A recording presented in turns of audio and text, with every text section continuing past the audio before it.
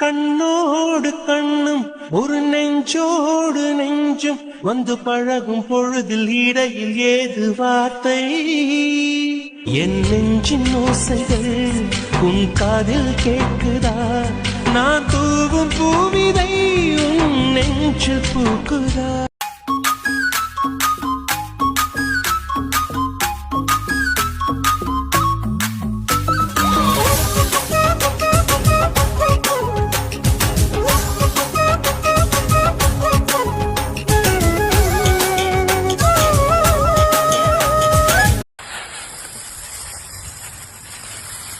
இப்போ வந்து என்ன ரெடி பண்ணிட்டு இருக்கேன் அப்படின்னா ஹேர் பூஸ்டிங் பேக் தான் ரெடி பண்ணிருக்கேன். ஹேர் பூஸ்டர் பேக் அப்படின்னா என்னக்கா அப்படின்னா இதுல வந்து நம்ம மெயினா என்னென்ன ஆட் பண்ணிருக்கேன்னு கேட்டீங்கன்னாவே உங்களுக்கே தெரியும்.